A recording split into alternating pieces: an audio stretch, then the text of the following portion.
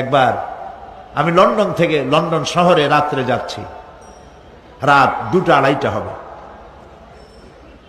প্রতিমধ্যে red signal জ্বলল, গাড়িটা থামায় দিল, সামনে আর গাড়ি টাড়ি নেই।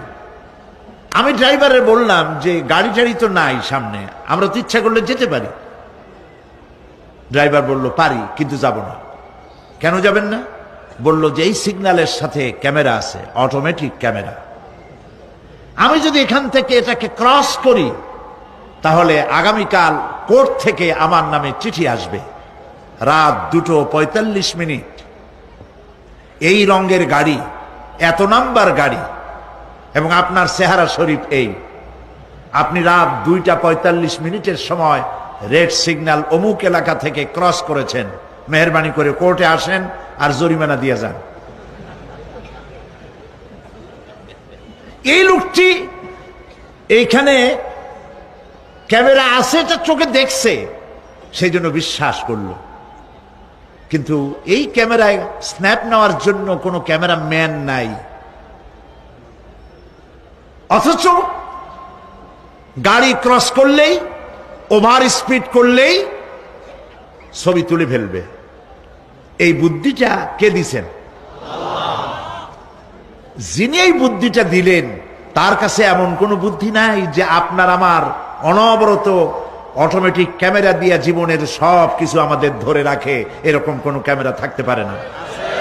পারে কিনা? কিন্তু আমাদের কপাল খারাপ।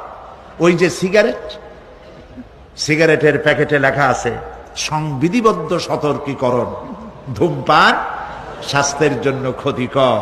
প্যাকেটে লেখা আছে, হাতের মুঠায় ধরিয়া সিগারেট ধরে টান মারিয়া উপরে ফু দিয়া তাকায় দেখে ফু যায় কদ্দুর। ওইখানে ক্যামেরার সাথে কোনো মানুষ নাই, ক্যামেরা আছে তাই বিশ্বাস করে, কিন্তু আল্লাহর ক্যামেরাগুলি চোখে দেখে না। ওখানে যেমন রেড বর্ডার আছে, আল্লাহ রাব্বুল আলামিন জীবনের প্রত্যেকটি মোড়ে মোড়ে রেড বর্ডার লাগায় দিয়েছেন। জেনা করো না, একটি রেড সিগন্যাল। মদ পান করো না, আরেকটি রেড সিগন্যাল। মিথ্যা কথা বলো না, আরেকটি রেড সিগন্যাল। অহংকার করো না, আরেকটি রেড সিগন্যাল। বউকে বেপর্দা করো না, আরেকটি রেড সিগন্যাল। সুদ খেও না, ঘুষ খেও না, আরেকটি রেড সিগন্যাল। অসংখ্য রেড সিগন্যাল দিয়ে আল্লাহ পাক বলছেন তিলকা হুদুদুল্লাহ, এই হচ্ছে আল্লাহর বর্ডার, ফালা তাতাদুহা, অতএব আল্লাহর বর্ডারকে ক্রস করো না। কে নিষেধ করেছেন? কে নিষেধ করেছেন? মানুষেরা বিশ্বাস করে না।